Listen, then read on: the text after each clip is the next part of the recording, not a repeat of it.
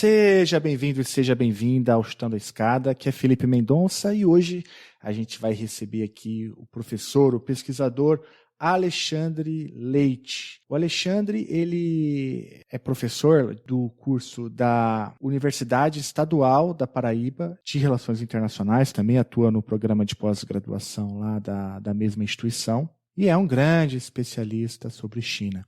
Ele já veio aqui ao Chutando a Escada algumas vezes, mas hoje, especialmente, ele vem para falar de um trabalho que ele desenvolveu com a Maria Eduarda Oliveira Macedo. A gente dá aí os devidos créditos à Maria Eduarda. A Maria Eduarda fez graduação em Relações Internacionais também lá pela Universidade Estadual da Paraíba. Aí a Maria Eduarda e o Alexandre Leite escreveram um capítulo chamado A Disputa Tecnológica entre China e Estados Unidos pelo 5G, uma análise das estratégias de desenvolvimento chinesa para o setor tecnológico. O capítulo faz parte de um livro que tem o seguinte título: Diálogos com a China, a economia do gigante asiático em debate, e foi organizado pelo Samuel Spellman e o Alan da Silveira. Nesse livro tem vários capítulos interessantes aí, com muita gente importante, e dá ali um panorama bastante interessante sobre a China no sistema internacional contemporâneo. E melhor de tudo, o livro está disponível aí para leitura gratuita. Basta entrar no link na descrição desse episódio que você vai ter acesso ao livro na íntegra.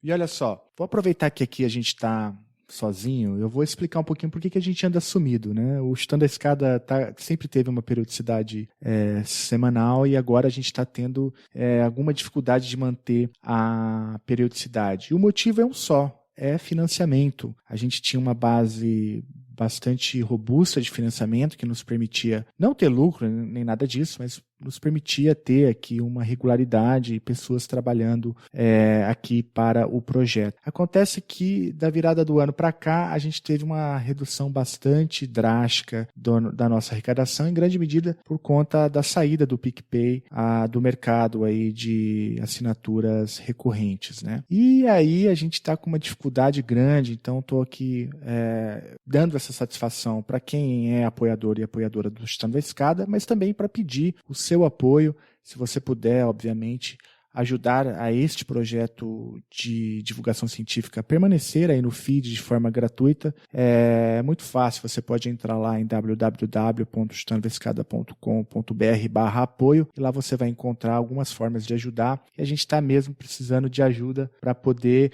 manter isso aqui no ar. A grande verdade é que o Chutando a Escada está correndo sérios riscos de acabar. É a primeira vez que eu falo isso no ar, mas é de fato o que está acontecendo, e isso explica também a dificuldade que a gente está tendo de manter a periodicidade do projeto. Mas a gente está aqui trabalhando, eu acredito nele ainda, e vamos nessa, né?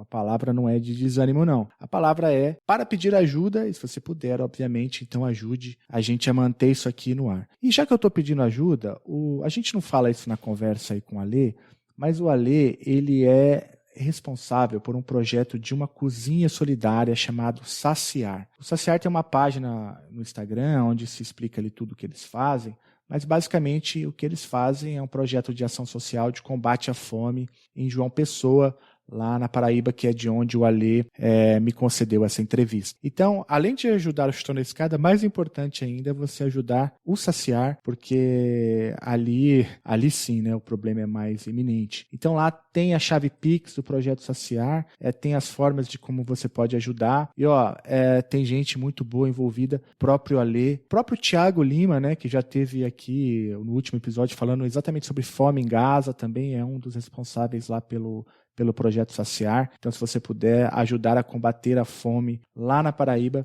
por favor, acesse a página do Saciar e encontre lá como ajudar, tá bom? A gente vai deixar tanto a página do Saciar quanto o link para o livro, né, na íntegra na descrição do episódio. Bom, então é isso. Se você puder ajudar, ajude a gente a manter isso aqui funcionando, ajude o Saciar a matar a fome, né, das pessoas que precisam lá em João Pessoa. E vamos lá. Então, olha só, hoje o Alê vem aqui falar com a gente sobre transição hegemônica a rivalidade entre China e Estados Unidos e a competição tecnológica entre os dois gigantes aí da política internacional contemporânea. Fica com a gente até o fim que você não vai se arrepender. E semana que vem, conte com a gente que a gente estará aqui de novo, de volta com mais um super tema e um super especialista para você, tá bom? Então com vocês, Alexandre Leite, falando sobre rivalidade sino-estadunidense. Vamos lá. A escada é uma construção que serve para fazer um deslocamento vertical. Nem sempre é assim, mas tem um jeito de facilitar tudo isso. Elevador? Não.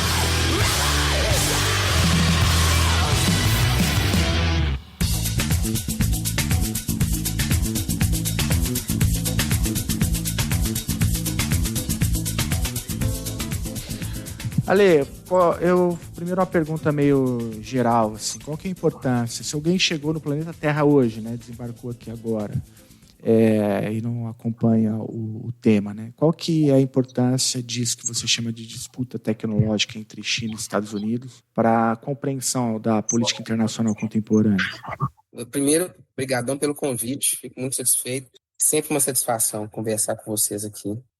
Primeiro, cara, se alguém chegar no planeta hoje, provavelmente ele vai fazer o contorno e voltar para onde ele veio, porque não está valendo muito a pena o planeta, não. Principalmente nessa época de calor, tá quente, pacas. Mas, enfim, eu vou fazer menção de imediato. Eu preciso mencionar a Maria Eduarda, porque esse trabalho nasce de uma proposta de pesquisa da Maria Eduarda. Começou como um PIBIC, depois virou um TCC, e aí depois a gente gastou quase um ano para poder refinar e fazer esse capítulo de livro, sabe? Então eu tenho que mencionar a Maria Eduarda, é importante ela receber o crédito pela ideia inicial disso. Se alguém chegar hoje e der uma olhada para o que é o cenário de política internacional que a gente está vivendo, eu vou usar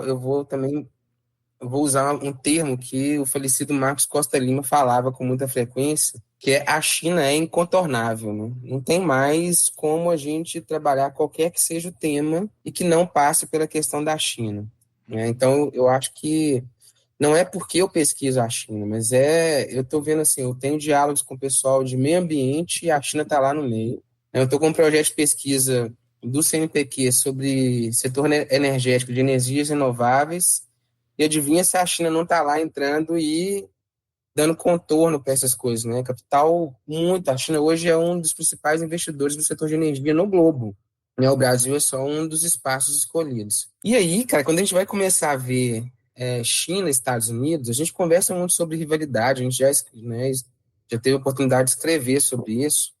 Eu tenho uma tese, ainda não devidamente comprovada, ou ainda não devidamente publicada, de que a gente está passando por um período de transição. E esse período de transição, ele não determina necessariamente que vai haver a troca, mas a transição, ele é, de certa forma, um movimento de placas, de grandes placas, né? Você está falando de transição hegemônica. De transição hegemônica, né? A gente tem, pelo menos, uma tentativa da China, e os Estados Unidos está trabalhando firmemente para poder ser rebaixado para o segundo posto, se bobear até para o terceiro, né? É um esforço grande para poder cair de divisão, no caso dos Estados Unidos, né? Então, assim, dentro da discussão que envolve as rivalidades, né, as disputas, a construção do cenário na minha cabeça é de que a gente está, assim, de fato, numa fase de transição hegemônica. Se daqui a um tempo a China vai despontar, eu não tenho coragem para afirmar isso de forma tão categórica quanto o Arrighi fez lá no longo do século XX, ao final dos capítulos lá, que tadinho, né? O Arrighi fez lá uma previsão de que os tigres asiáticos iriam ser novo grupamento de potência, e passa um ano, os tigres asiáticos se transformam em gatos, e aí, né, os gatos do Arrighi não vingam. Inclusive é interessante, né? O Arrighi não menciona a China, né, quando ele está falando disso. Aí depois é que ele vai fazer uma meia-culpa, vai publicar os outros livros, onde ele volta os olhares para a China.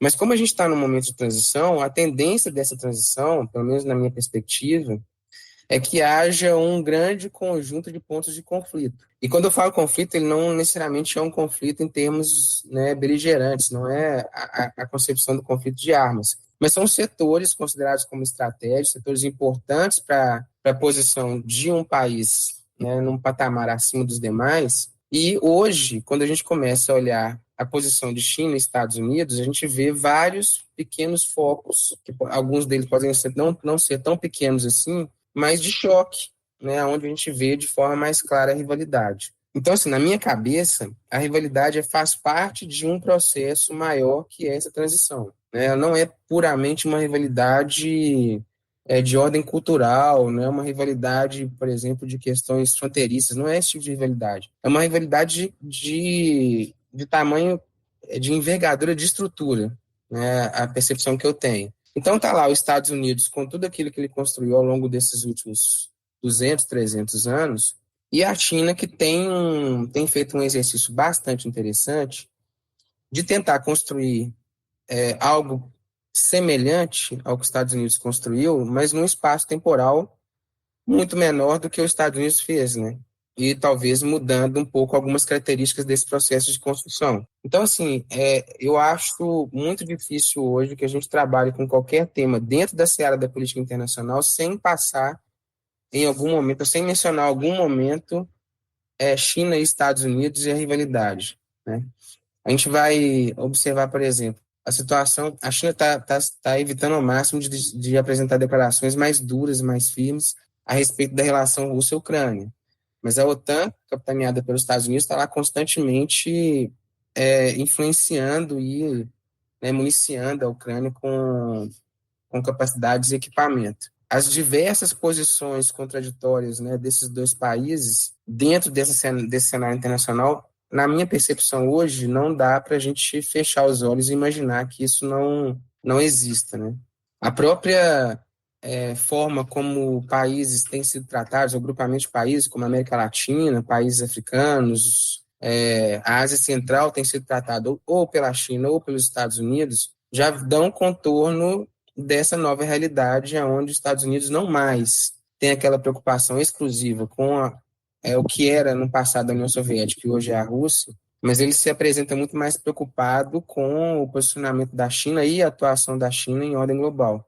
Seja na questão energética, seja na questão da produção, seja nessa discussão tecnológica, que para mim é um pequeno pedaço de uma política industrial bem ativa por parte da China, com requintes de planejamento e com organização e, obviamente, com uma capacidade enorme para poder construir política industrial e setor de tecnologia, posteriormente o 5G representa um pouco isso.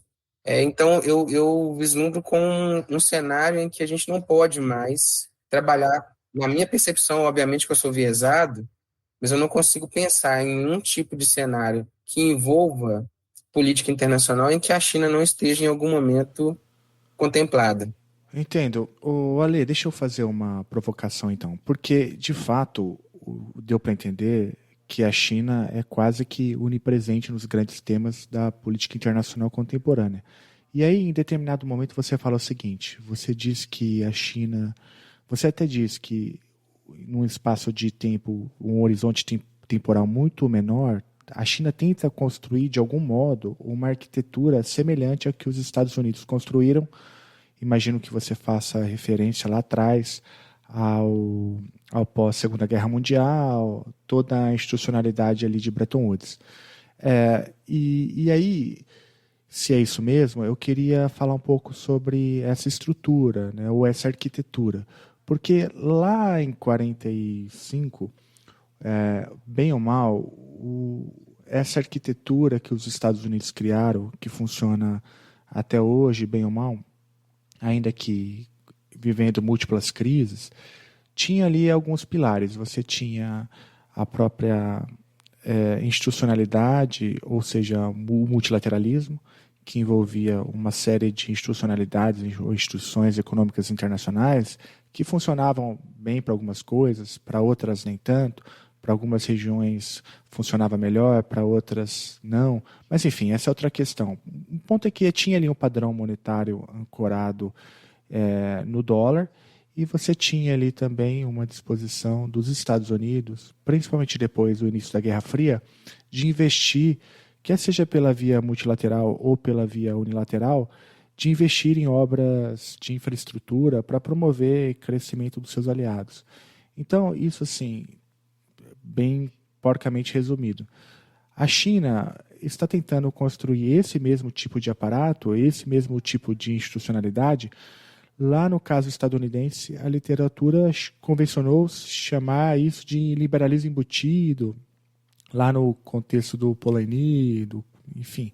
A China está tentando criar uma globalização embutida nos moldes ou com características chinesas, ou o que você quer dizer sobre isso, sobre essa estrutura que a China tenta construir? Boa provocação. Boa, muito boa. Então, eu tenho uma leitura de que a China está tentando construir um modelo próprio que eu não consigo, eu tenho um pouco de dificuldade de fazer um paralelo com aquilo que foi construído pelos Estados Unidos. Essa é a primeira observação. Complementando ou seguindo em níveis de observação dentro disso que você falou, eu vejo que a China tem algumas avaliações de categorias de forma distinta daquilo que os Estados Unidos tinham. Então, os Estados Unidos conseguiu construir um modelo em que ele encaixou as principais variáveis, né? Ele encaixou as premissas e as premissas funcionaram, como você bem mesmo disse, bem ou mal, mas no primeiro momento bem. Os Estados Unidos conseguiu conservar isso durante um bom tempo, né? Mesmo com ações mais específicas. E a percepção que eu tenho é que a China está construindo, caminhando e construindo ao mesmo tempo. Então, os Estados Unidos conseguiu, de uma forma extremamente hábil, entregar para o mundo, principalmente para o mundo econômico, uma unidade monetária relativamente estável. Né? A gente pode entrar na discussão aqui se ela é estável porque se ela foi constituída como estável ou se ela se tornou mais estável ainda após a Constituição, mas isso não é o caso. Que a China ainda está construindo esse processo e numa velocidade, na minha percepção, mais célere do que os Estados Unidos conseguiu fazer, né?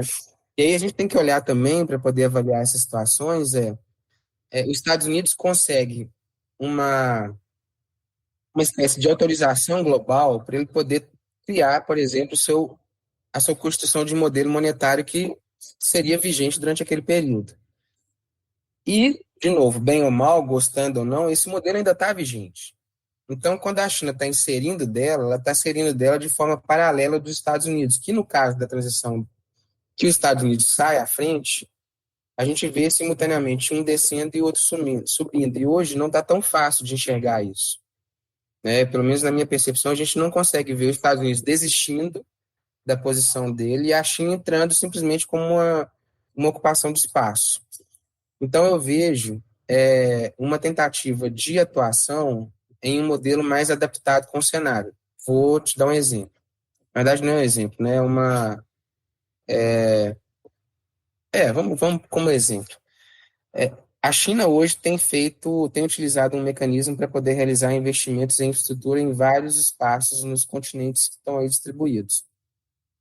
Só que ela não está chegando em espaços em que eles estão simplesmente desprovidos de qualquer tipo de entrada de capital ou de investimento. Então, não é simples para a China chegar num país africano, por exemplo, e propor a entrada de investimento em infraestrutura, porque ela vai precisar negociar em cima de uma base já construída. Determinados países africanos são mais abertos à forma como a China entra, porque a China, pelo menos na minha percepção, ela apresenta um conjunto menor de condicionantes que ela estabelece para aquele país receber o capital. Eu acho que é uma forma da China entrar com um grau de facilidade maior diante daquela estrutura que já está construída. A China não consegue ainda, né, disputar em igualdade de condição a sua unidade monetária diante da unidade monetária dos Estados Unidos como meio de pagamento internacional. Então, quando ela vai entrar nesse cenário, ela tem que fazer o uso de adaptações e de outras formas de recurso que não são os mesmos recursos que os Estados Unidos fez lá atrás. Bretton Woods, a reconstrução pós-Segunda Guerra, é um cenário um pouco distinto. E a percepção que eu tenho é que a China utiliza esse cenário globalizado como uma plataforma, que é diferente do que foi construído lá atrás pelos Estados Unidos. Os Estados Unidos gradualmente foi moldando aquele cenário de acordo com os interesses e com as características daquilo que vinha sendo construído como a hegemonia estadunidense. A China está disputando uma hegemonia que os Estados Unidos não teve que gastar tanta energia assim para poder disputar quando estava ocorrendo a troca. Então, a globalização para a China, na minha percepção, é um espaço de atuação, né, e não um espaço de criação e de ser moldado.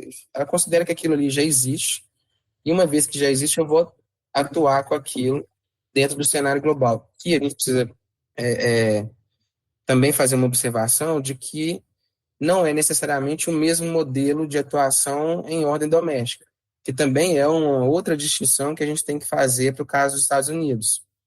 Apesar de a gente saber perfeitamente que os Estados Unidos também fez adoção de política industrial, tinha políticas protecionistas, tinha todo esse arcabouço de instrumentos para poder utilizar, mas ela utilizava numa base de concorrência menor em termos de disputa hegemônica. No caso da China, a China lida com uma concorrência um pouco mais pesada, e aí ela vai gradualmente fazendo sistemas de adaptação dentro de cada um dos cenários em que ela tem que utilizar. A financiarização para a China é um cenário que ela está lidando com o cenário global financiarizado diferente daquele que os Estados Unidos lidou. Então, a China tem que entrar, por exemplo, a gente vê a China fazendo adoção de unidade monetária através de relações comerciais com países, primeiro, de renda média ou baixa renda, para depois, gradualmente, a China tentar fazer com que isso alcance outros países. E no caso dos Estados Unidos, ele teve uma facilidade, ele simplesmente propôs o dólar na disputa lá das propostas lá em Bretton Woods, né, a proposta do Dexter White foi vamos chamar de vencedora, e dali para frente convencionou-se a usar o dólar. A gente não tem a facilidade, gente, falando como chinês.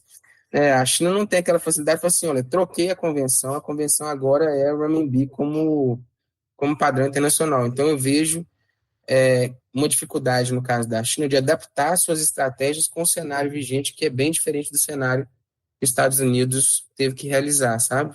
Uhum. Eu tenho uma percepção dessa forma.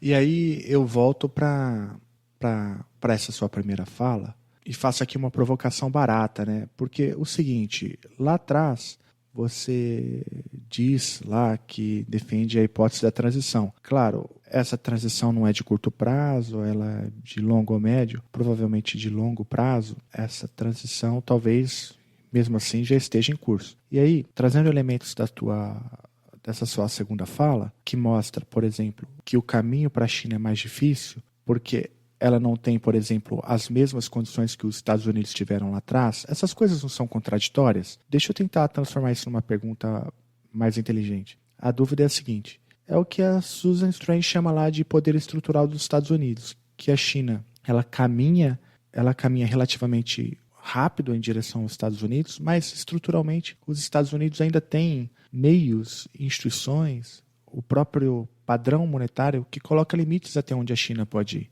Então, a minha dúvida é essa, que a Susan Strange chama de poder estrutural, se isso não imporia algum tipo de constrangimento para o avanço chinês, que nos faria retomar, inclusive, a própria tese da Susan Strange, que é a The Persistent Myth of the Lost Hegemony, que significa o persistente mito da hegemonia dos Estados Unidos. Enfim, como pensar, portanto, transição, considerando que, do ponto de vista das estruturas, os Estados Unidos ainda detêm a maior parte do poder estrutural?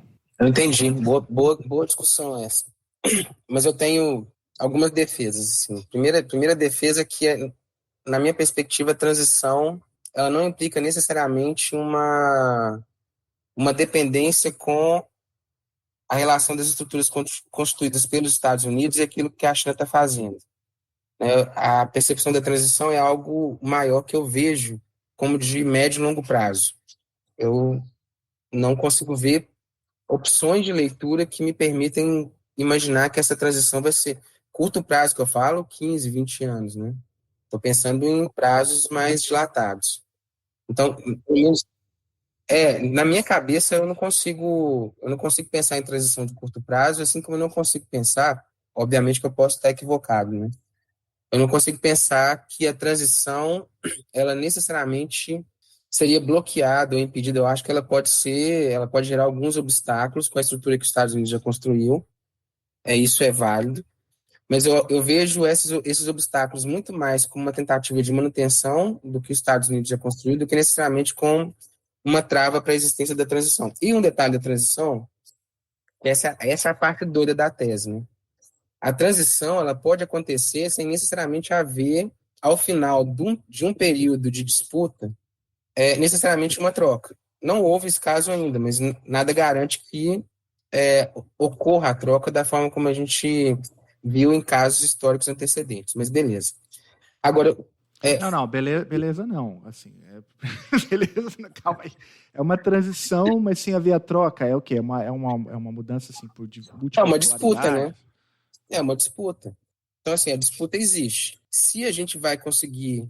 Porque pensa, se é uma transição hegemônica e tem uma disputa de duas potências, uma postulante e uma vigente, eu não sei, eu não me lembro de ter lido nada em nenhum dos grandes teóricos que a gente normalmente está acostumado a ler, de dar uma garantia de que a postulante vai, em algum momento, ser vencedora. A gente até hoje, em todos os casos históricos que a gente verificou, aqueles ciclos que o Arrighi constrói, até mesmo a Susan Strange, né, em algum momento falando da construção daquela estrutura de poder maior, a gente não tem nada falando que impede que haja um processo de disputa entre duas grandes potências postulantes e que, ao final, a postulante perca.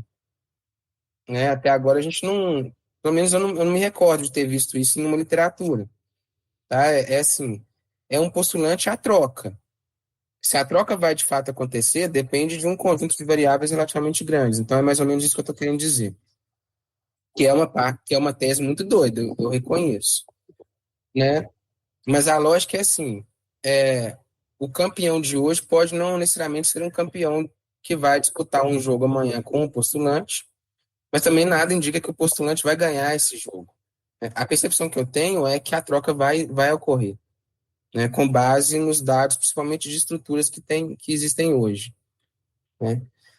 Mas eu também reconheço que os Estados Unidos têm hoje ainda um conjunto significativo de atuação e de estrutura e de condições que impede que a China hoje, de postulante, ela se apresente, se converta como um novo espaço hegemônico.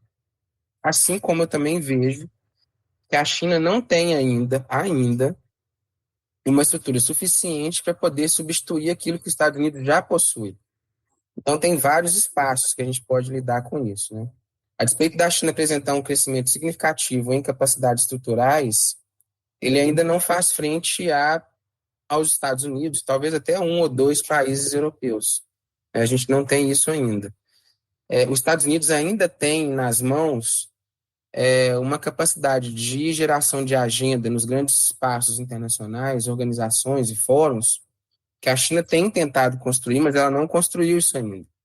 Né? Como bom mineiro que eu sou, eu diria que a China está comendo pelas beiradas ainda. A China não conseguiu chegar no centro.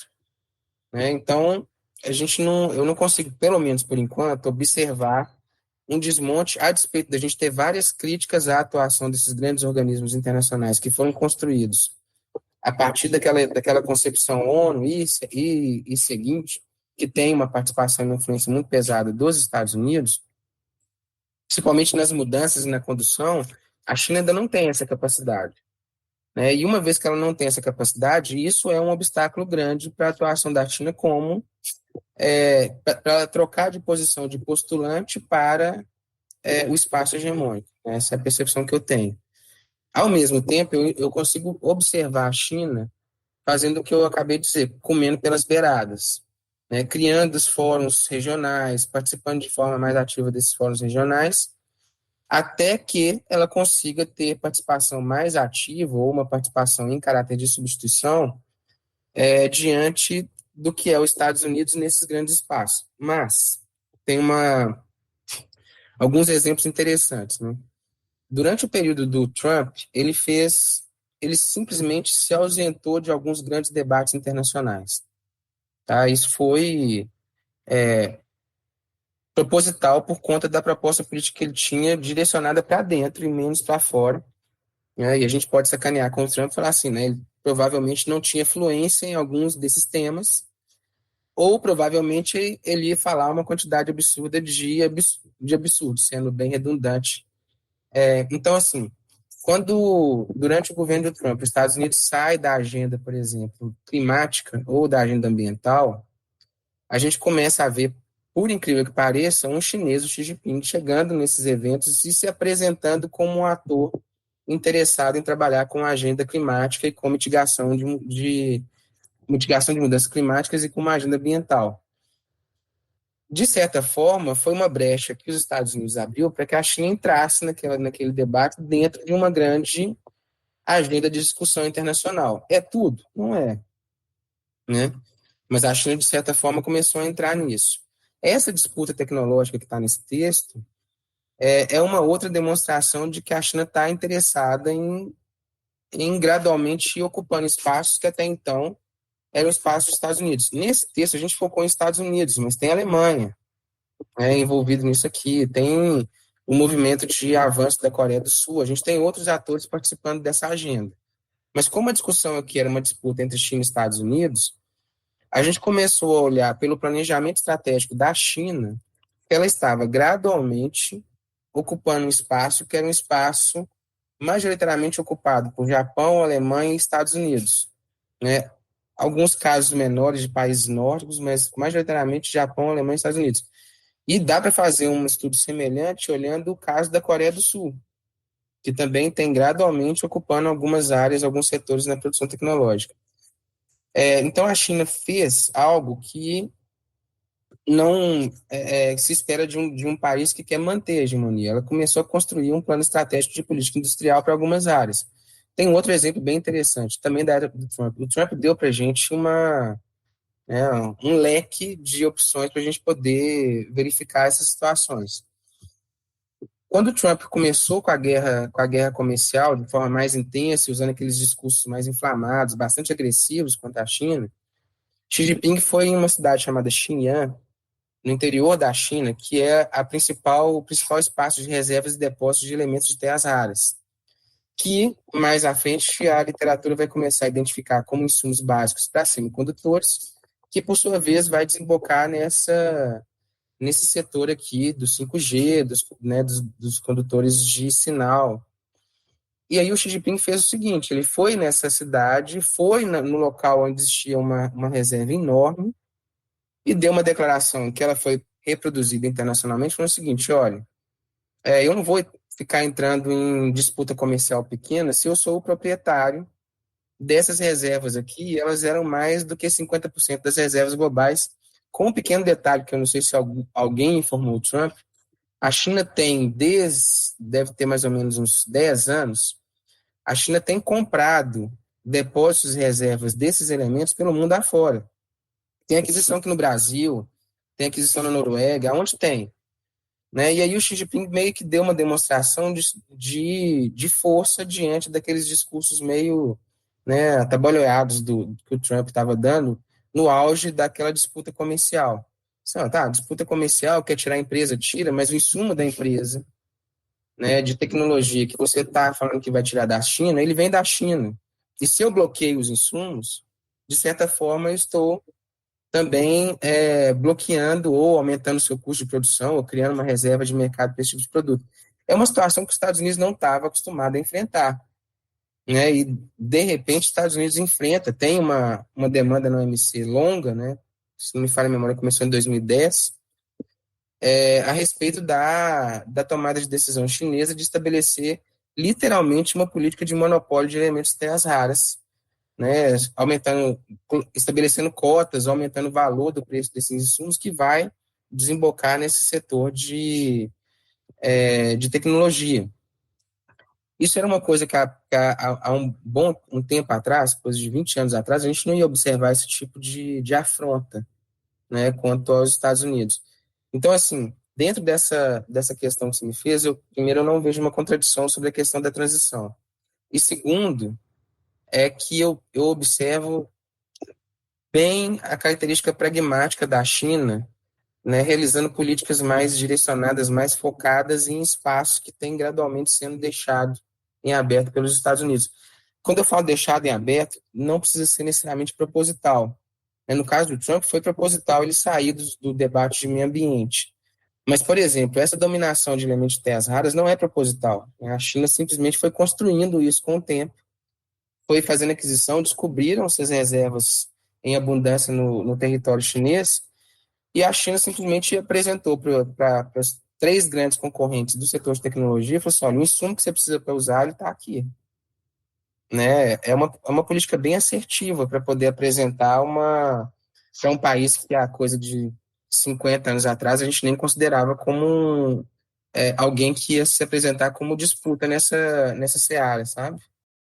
Olê, deu para entender bem, assim,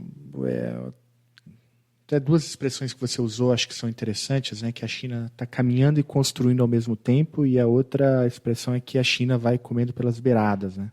Mas, enfim, diante disso, eu queria te perguntar lá sobre o plano, né, Made in China 2025. O que isso aí significa? Qual a importância disso aí para o debate? Sim, sim. Então, bom, comendo pelas beiradas é muito mineiro, né? Isso é bem característico de mineiro falar esses impropérios, assim, esses absurdos. Então, olha só, o Made in China, ele é uma... Cara, ele é literalmente um exemplo extremamente bem feito, bem construído de política industrial colocada em prática, sabe? É difícil, né? Parece estranho falar política industrial que não é colocada em prática, mas a gente vive no Brasil e aqui tem várias iniciativas de política industrial que não saem do papel, elas são montadas, né, em planejamentos muito bem feitos. Inclusive, a gente é ótimo em planejar, na execução a gente tem uma certa deficiência, mas o Made in China não. Então, o Made in China parte de um pressuposto, de uma estratégia anterior da China, que é a China retirar aquela percepção que existia dentro do mundo de que a China era uma grande montadora. A China era uma grande criadora de réplicas, sabe? Então, começa nessa percepção. Tem um autor bem bacana que ele fala que a partir meados da primeira década dos 2015 mais ou menos, a China, bastante incomodada com a percepção do Made in China como uma montadora, eles começaram a pensar em como que eles iam apresentar para o mundo uma ideia de elaborada na China, né, o Design in China, né? E houve uma estratégia grande da China para que fossem direcionados os investimentos para setores considerados como prioritários. Cara, isso é muito política industrial, né? É política industrial muito na veia. Então, eles começam a estabelecer quais são os setores prioritários, que vai desde a parte de tecnologia, dessas gerações avançadas, robótica, automação, aviação, engenharia marítima, transporte ferroviário, novas bases energéticas, inclusive esses investimentos que a China tem feito aqui no Brasil, por exemplo, com geração de energia renovável, eles estão enquadrados dentro desse Made in China numa das propostas, né, veículos de baixa e nova energia, equipamentos de geração energética e energias renováveis. O setor agrícola é um setor que tem um volume significativo de investimento, basta a gente dar uma olhada no caso da COFCO, que foi abocanhando pedaços das outras empresas, e o que eram as 4 grandes agora se tornaram 5 grandes. A COFCO acabou tendo que romperam as barreiras, né, de entrada dos 4 grandes e a COFCO entrou. E uma outra área que é de produtos biofarmacêuticos, produtos de equipamento médico de última geração. Então, assim, a China elencou numa estruturação de política industrial quais eram os setores considerados como prioritários e estabeleceu metas e políticas de investimento para aqueles setores. Então, começou-se a mobilizar todo o aparato estatal chinês para a política de pesquisa, desenvolvimento e inovação direcionada a esses setores, para que esses setores fossem aqueles que puxariam o desenvolvimento da China de um patamar de montadora para agora uma elaboração, um design em ordem global, né? Então, a concepção, explicando bem rapidamente a concepção do Made in China é isso. É um planejamento estratégico de desenvolvimento industrial, também conhecido na literatura como política industrial, né? E ele, até hoje, o que eu estou conseguindo acompanhar, eu confesso que eu não consegui acompanhar todos os setores, né? mas tecnologia de informação, máquinas e equipamentos, robótica, o setor de energia, e o setor de transporte marítimo, esses setores, e biofarmacêuticos, esses setores têm apresentado avanço bem próximo do planejado, né? A gente sabe perfeitamente bem que esses planejados também, o que está planejado não necessariamente é o executado e realizado, mas eles têm alcançado, num prazo relativamente curto, 2018 para frente, até agora, né, ele termina em 2025, mas a gente está em 2024, os resultados são muito próximos daquilo que era planejado, né? Então, ele assim, para explicar de uma forma bem simplória, é um projeto, um planejamento de política industrial, ele é integrado, os setores são bem integrados entre eles, a geração de tecnologia entre setores, ela é circular, então ela gira entre esses setores considerados como prioritários.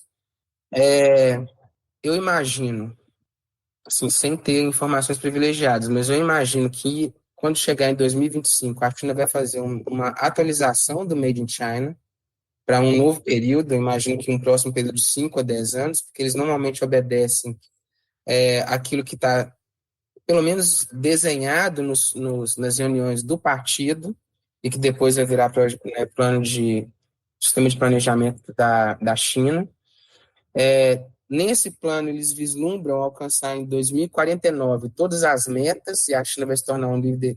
A proposta do Made in China é 2049, a China já ter alcançado posição, aí que é a parte interessante, a China ter alcançado posição de liderança global nos principais setores de alta tecnologia. Então, assim, de se pensar qual é a consequência disso. Se a China consegue, em 2049, se apresentar no globo como liderança global, nesses setores que ela está listando aqui, são setores de altíssima tecnologia, com um grau de investimento extremamente elevado, em 2049 a China já tem capacidade para poder desafiar a posição dos Estados Unidos. Pelo menos é o que está planejado lá. Se vai, de fato, alcançar isso, eu não sei. É por isso que eu falo com uma certa tranquilidade que a China está caminhando a passos largos a se apresentar como um postulante de troca de fato, né? Se o projeto Cara, eu vou usar uma analogia aqui que é uma analogia absolutamente nada a ver, mas também tudo a ver. Eu estava vendo há dias atrás o Mundial de Natação, e pela primeira vez a equipe chinesa de revezamento ganhou a medalha. E assim, cara, equipe chinesa disputando com, né, os grandes postulantes, Austrália e Estados Unidos, e a equipe chinesa ganha uma prova de revezamento, isso já é bem distante, um proxy bem distante, uma demonstração de que parte do que eles estão planejando lá está dando certo. Vou desenvolver só um pouquinho. A última vez que eu estive na China, eu fiquei encucado com uma quantidade imensa de institutos que existiam deixa eu ver se eu acho o termo correto, de definição de carreiras, tá? Esses institutos são associados às escolas, e as escolas começam a enviar crianças e adolescentes para esse instituto, para que eles fizessem testes de aptidão para definir, cara, olha que negócio interessante, para definir possíveis carreiras de sucesso para essas crianças. Então tinha escola de aptidão de música, tinha de atividades esportivas, tinha de direcionamento para academia, de desenvolvimento de tecnologia, de programação e por aí vai. Isso foi 2017, tem pouco tempo, né? E eu provavelmente imagino que essa política aconteça um tempo anterior a essa minha visita em 2017. E a gente já está começando a encontrar alguns resultados do que a China começou a planejar mais ou menos 15 anos atrás nessa questão das aptidões. Se a China está conseguindo gerar capacitação para essas pessoas, né, para esses esportistas disputarem de frente a frente com duas potências que são hegemônicas na natação do mundo, que é a Austrália e Estados Unidos, eu acho que a gente pode aceitar a hipótese de que a China está conseguindo construir isso em outros setores. Aqui na região Nordeste, a gente está vendo uma disputa que não é com os Estados Unidos, mas é uma disputa bem relevante do capital chinês entrando no setor de de energias renováveis, principalmente eólica e solar. A tecnologia dos painéis é toda chinesa. Toda chinesa. Então, eles estão entrando com capital, e não é simplesmente o capital financiando a atividade, para poder comprar de um outro fornecedor. Eles estão entrando com capital e o fornecedor dos insumos produtivos são eles. Né? A China que fornece os insumos produtivos, para poder implementar aqueles parques de captação de energia eólica ou de fotovoltaica, também conhecido como solar. Né? Esse é um setor que, querendo ou não, gostando ou não, a gente tem que entender e estabelecer ele como um setor estratégico de médio e longo prazo. Né? A gente já sabe perfeitamente que o mundo não tem mais condição de se sustentar com base em energia gerada por combustão. Recursos hídricos são limitados e a gente está vendo que com mudanças climáticas e a questão ambiental está começando a ficar mais escasso e menos disponível para uso, como é a geração de energia. Então, o futuro é essa geração de energia, gostando ou não também, né, essa geração de energia com um perfil energético. Eu não chamo de limpo porque ela não é limpa, né, elas são renováveis, mas ela não é limpa. Mas o capital chinês está lá, nesse setor que é considerado um setor de futuro. Né? A linha de transmissão aqui no Brasil hoje ela é controlada por uma empresa chinesa. Não faz parte do nosso horizonte de médio prazo imaginar que as linhas de transmissão no Brasil seriam controladas por uma empresa chinesa. É a grande do setor que controla o Brasil, controla as linhas de transmissão no Brasil. Então, assim, isso tem gradualmente mostrando, por enquanto, que o planejamento estratégico da China, em termos de política industrial e de geração, que depois a gente pode até entrar nessa discussão, ou, não, ou nunca, né? Que é também um mecanismo de valorização contínua que a China tem conseguido reproduzir para fora. Ela valoriza capital fora, não valoriza capital internamente porque já está com capacidade saturada. Então, esses indicadores têm mostrado que a China tem criado capacidade e potência para poder, de fato, se apresentar como uma postulante séria, ser levada a séria, principalmente para quem hoje ocupa o lugar que quer ser tomado. Então, assim, nesse planejamento, né, o planejamento desse planejamento de médio prazo, feito pelo Made in China, assim, em termos internacionais, né, a geração de inovação ocupa lugar prioritário. Existe uma discussão muito de sustentabilidade. Eu ainda questiono porque o conceito de desenvolvimento sustentável ele acabou sendo capturado, então sendo bem catastrófico, assim, o capitalismo tomou posse do discurso de desenvolvimento sustentável, mas ainda assim ele existe, e ele gera uma reprodução e uma multiplicação de ganhos para a China muito semelhante com aquilo que os Estados Unidos fazia auxiliando seus grandes parceiros lá atrás, né, de uma forma nova, como eu tinha falado lá no começo. Então, o Made in China, ele é um projeto de política industrial bastante robusto, pelo menos na minha leitura, sabe? Muito bem, o texto ali realmente resume muito bem o projeto, né? Dá para ver ali muitas coisas. Uma delas é como a China planeja e executa seu planejamento, né? A maneira como os chineses fazem isso é muito diferente do caso brasileiro, né? Aqui no Brasil se planeja sempre no curtíssimo prazo, enquanto o que acontece na China, enfim, é de longo, às vezes longuíssimo prazo, né? Então a China, ela tem essa capacidade incrível de planejar e de executar de maneira bastante factível, né, o seu planejamento, que torna tudo ainda mais interessante, né? Mas eu queria fazer uma última provocação, assim, Ale, se você me permite, porque, assim, diante do projeto, né, Made in China, mais essa ideia que você traz, né, da China como uma postulante, né, diante de um cenário de uma transição que pode se concretizar ou não, como você chamou de uma ideia maluca, mas eu achei uma ideia muito interessante. Inclusive, acho que você deve publicar sobre essa tua tese, né? Mas, diante disso tudo, a pergunta e a reação estadunidense, né, a esse projeto, a essa ofensiva da postulante, né, factível, que é a China? Porque, veja, se a China, de fato, continuar com essa capacidade de planejar e de executar os seus planejamentos, 2049 torna-se um horizonte temporal bastante importante, né? porque ali já dá para ver um pouco aonde a China quer chegar, né? E também dá para ver o papel que a China vai ter nas relações econômicas internacionais. Basta ver, por exemplo, o papel que a China já tem, como você demonstra bem, nisso que a gente chama popularmente de 5G, né?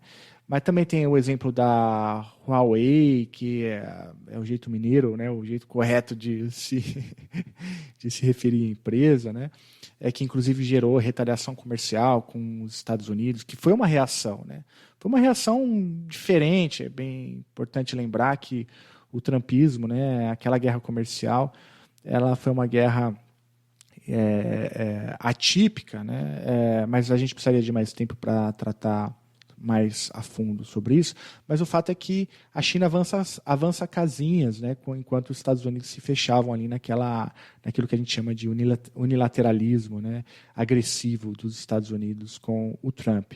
Mas, independente disso tudo, né, há uma reação estadunidense, né, os Estados Unidos coloca todo o seu peso para, de algum modo, impedir a entrada da China nesses setores que a gente considera a chave para a indústria nas próximas décadas, né?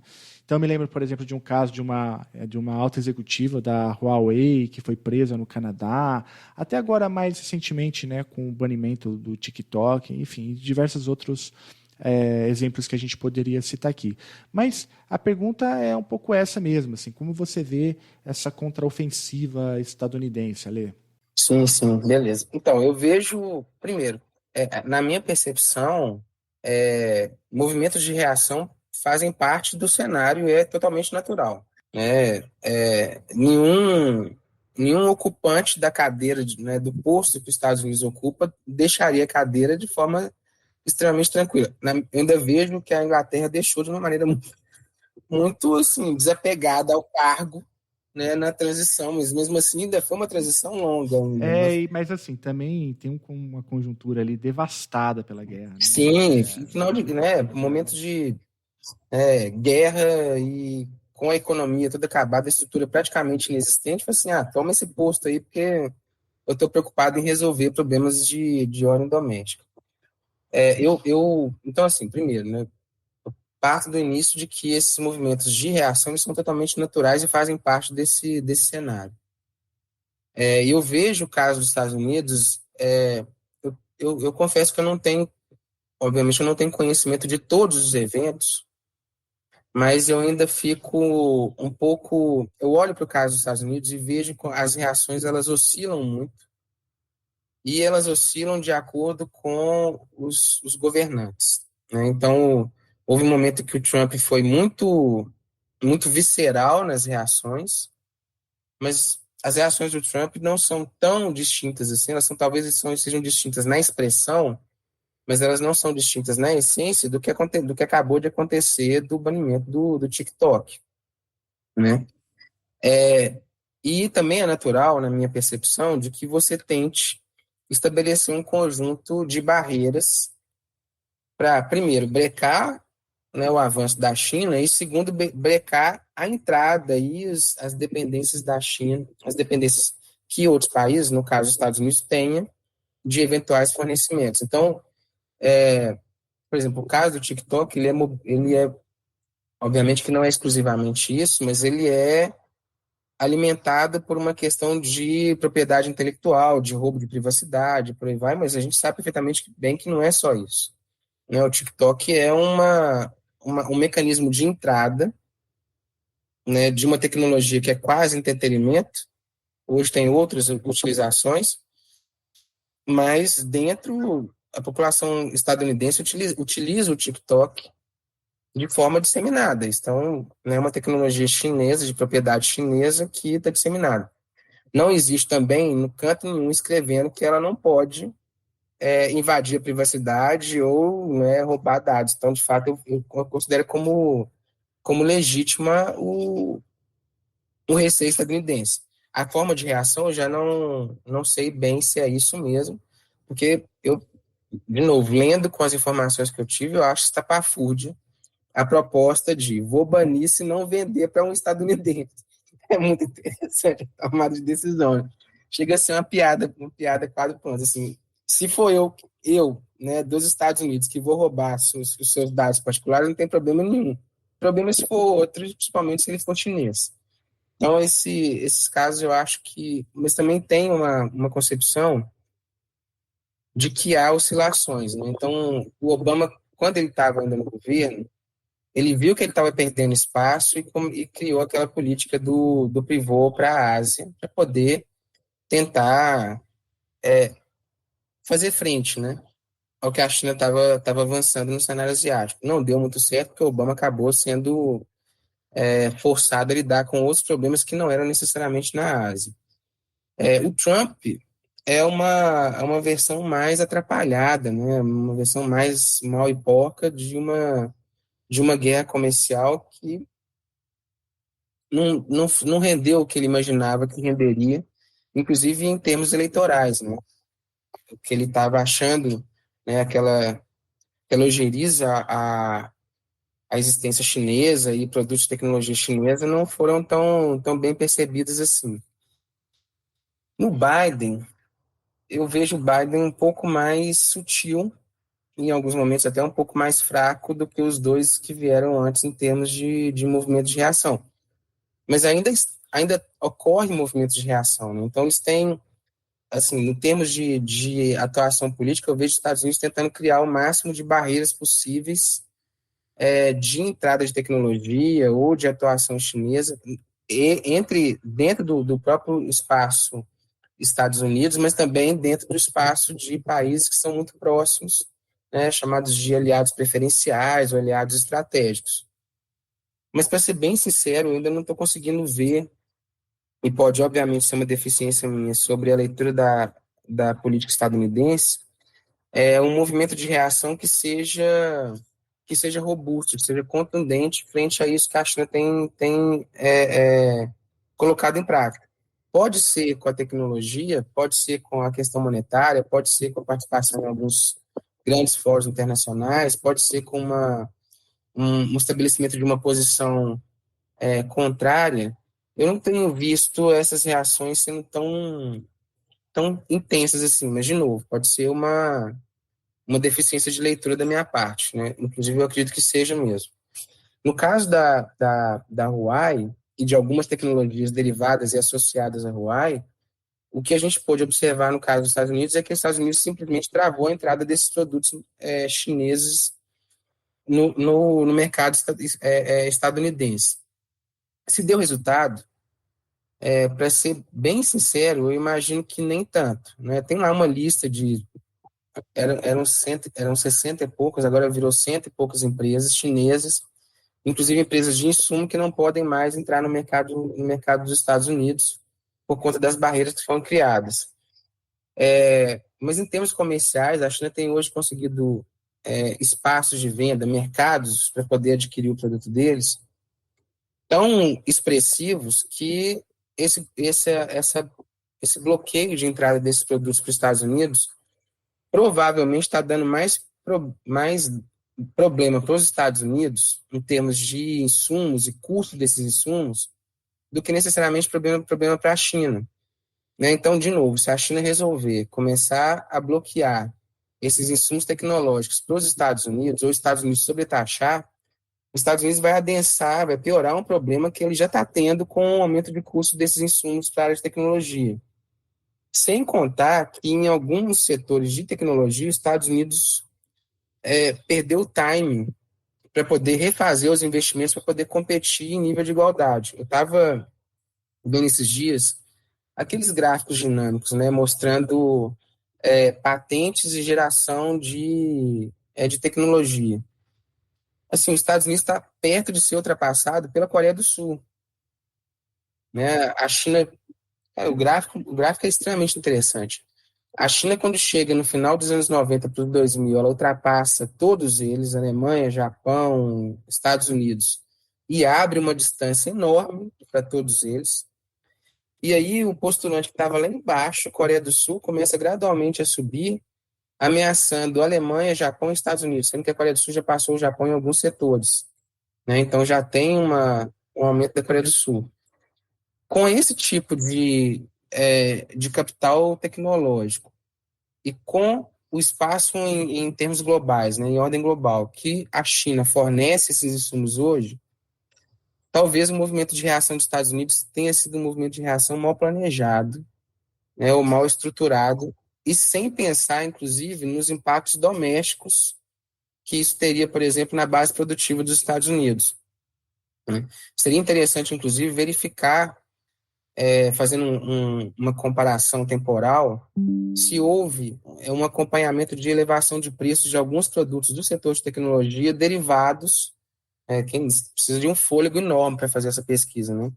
Mas derivados, por exemplo, do pós-barreiras à entrada, definição de tarifas, estabelecimento de cotas, ou até mesmo banimento de algumas empresas fornecedoras de insumo tecnológico ou da tecnologia já pronta, para ver se isso teve um efeito significativo, por exemplo, nos custos de produção e no preço final dessas mercadorias. Seria uma pesquisa fantástica, que eu acho que eu não consigo fazer ela no curtíssimo prazo, não. Mas, então, assim, a percepção, de novo, numa leitura que pode ser bastante limitada, do movimento de reação dos Estados Unidos, ele me parece um movimento pouco planejado, para não falar que ele é frágil, sabe? Ainda não tive base de informação. Por exemplo, a Huawei continua sendo uma das principais empresas globais no setor de tecnologia, tendo ou não Estados Unidos bloqueado a entrada dos produtos dessa empresa no mercado doméstico. Hoje ela vende para várias. A tecnologia criada com os chips, né, chineses, e aí depois tem uma outra conversa que é Taiwan, né? Mas essa conversa é muito grande, não vai dar tempo de brincar com ela aqui. Mas essas empresas que são produtoras dessa tecnologia, o que os Estados Unidos têm tentado fazer? Tem tentado estabelecer uma relação com Taiwan, que é uma forma de desafiar politicamente a China, né, naquela concepção da uma China, então não é, né, Taiwan não é um ator isolado, e é tentar criar mecanismos de contratos de fornecimento desses produtos com Taiwan. Só que aí a China entra, né, e atravessa e atua de forma política. Então, assim, ela tentou, de alguma forma, criar um mecanismo de substituição, mas até agora, tá? Isso pode ser alterado, mas até agora o que eu reparei é que os Estados Unidos não conseguiu ainda, com as tomadas de decisão que ele executou, principalmente ali 18, 19, né, banimento de empresas, estabelecimento dessas cotas, a elevação dos impostos para a entrada desses produtos, até agora isso não deu tanto efeito assim, em termos de atingir a China, ou de reduzir o ímpeto da China para a produção e comercialização desses produtos. Né? Mas, de novo, é uma leitura mais parcial, porque é o caso dos Estados Unidos, eu não tenho o detalhe como eu conheço dos detalhes da experiência chinesa. Você está ouvindo Chutando a Escada, um podcast de política internacional e divulgação científica em relações internacionais. Para apoiar este projeto, acesse chutandoaescada.com.br/apoio.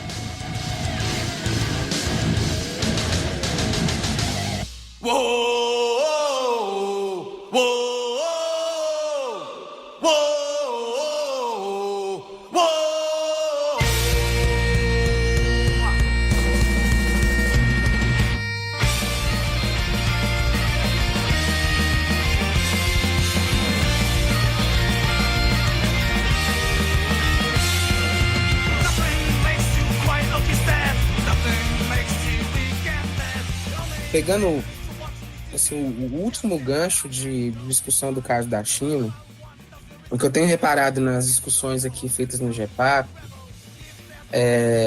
e também conversando com outros colegas que também são pesquisadores mais específicos de China, é que, a despeito da tese maluca, né, da transição e da possibilidade de um postulante não ocupar o cargo, né, o cargo almejado, a percepção que eu tenho é que a China tem ampliado o leque de atuações.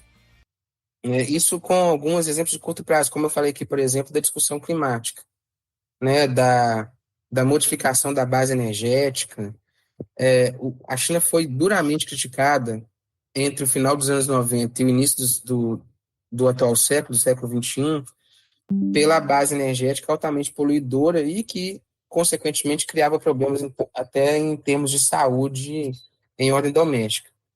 E a China conseguiu também, num espaço relativamente curto de tempo, fazer uma transição das bases energéticas do seu setor produtivo em ordem doméstica,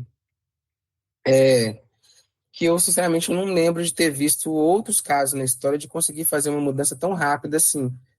Né? A gente está vendo tomadas de decisão dentro da União Europeia para poder, daqui a 5, 10, 15, 20 anos, fazer a troca da frota de veículos. Né? A China conseguiu tirar das principais cidades as indústrias poluentes da parte urbana e direcionar essas plantas para regiões um pouco mais distantes, para dar tempo para fazer uma gradual troca da base energética desse setor produtivo. E ela tem conseguido. Né?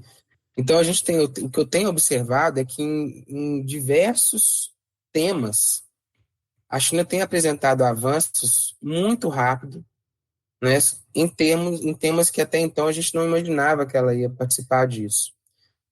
Também tenho visto avanço dentro da participação dos grandes fóruns. Então, até pouco tempo atrás, todo mundo esperava a China, mas pensando muito mais em objetivos puramente econômicos. Agora a gente já vê a China atuando politicamente nesses grandes temas. O que me leva a crer que a tendência é que haja uma troca de fato. E que essa troca, mesmo imaginando que seja médio e longo prazo, mas que a China está tentando encurtar o tempo para que essa troca exista. Mas tudo muito planejado, sabe? A percepção que eu tenho é que é sem atropelos. Tem revisão, né? Tem processo de revisão de metas, de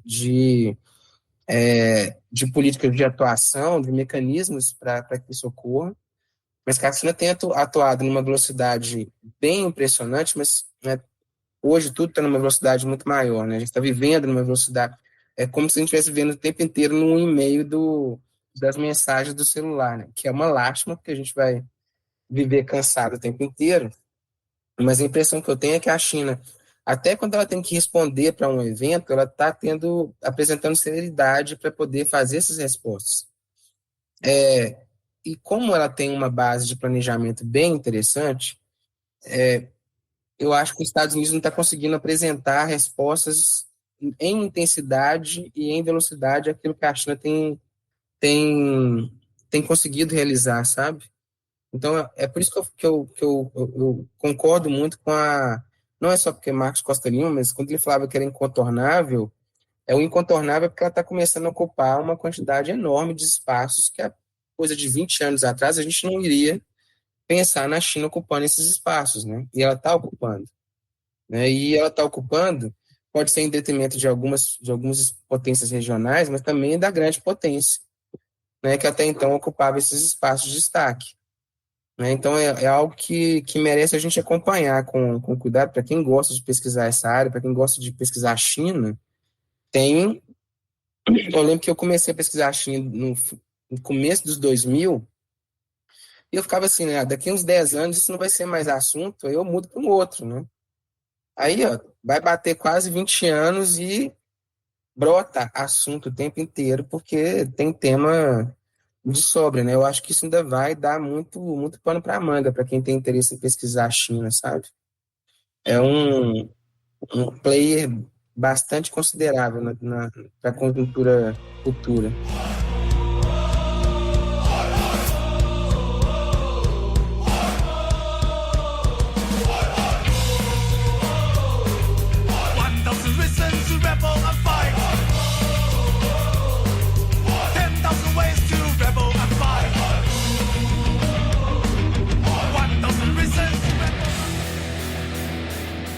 Você acabou de ouvir mais um episódio do Chutando a Escada. Para apoiar, acesse chutandoaescada.com.br/apoio.